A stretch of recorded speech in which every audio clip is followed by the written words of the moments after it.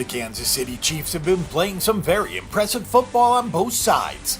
Now they face the challenge of a Houston Texans team that scored a whopping 57 points with a rookie quarterback at the helm. This is the Sunday night NFL matchup, which will be televised on NBC at 8:30 p.m. Eastern Time from NRG Stadium in Houston, Texas. Alex Smith has been sacked 16 times, but other than that, there's not a whole lot that you can argue about with the way he has played for the Kansas City Chiefs. He is fine-tuned in Andy Reid's version of the West Coast offense, and he's completed 76% of his passes with 8 touchdowns and no interceptions. Keep in mind that Sam Bradford set the all-time one-season record with 72% last season for Minnesota, so Smith could be making NFL history here.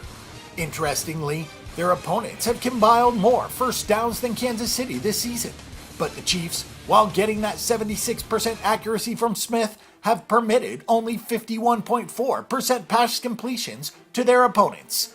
In terms of quarterback rating, there is more than a 51-point difference between their quarterback Alex Smith and the opposition starting quarterbacks.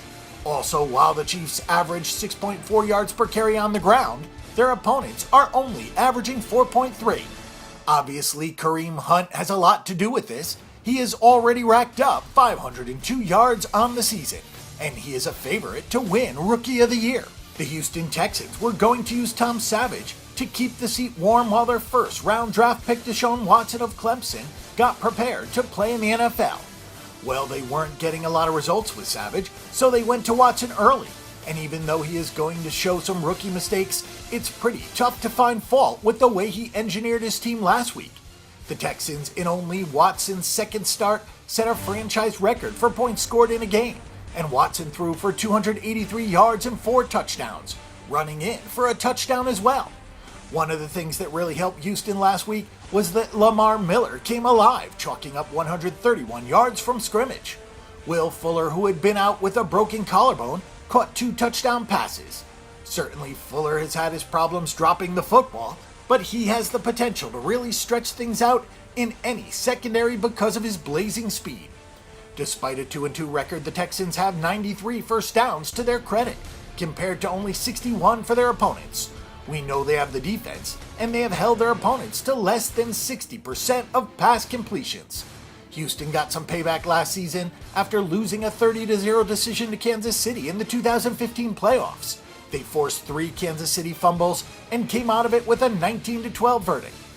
This will be the best defense Kansas City has seen thus far, and even though the Chiefs are probably more capable on offense this year, the Texans might be able to check their best wide receiver Tyreek Hill, not to mention put a lot of pressure on Alex Smith with bookend pass rushers Jadeveon Clowney and J.J. Watt.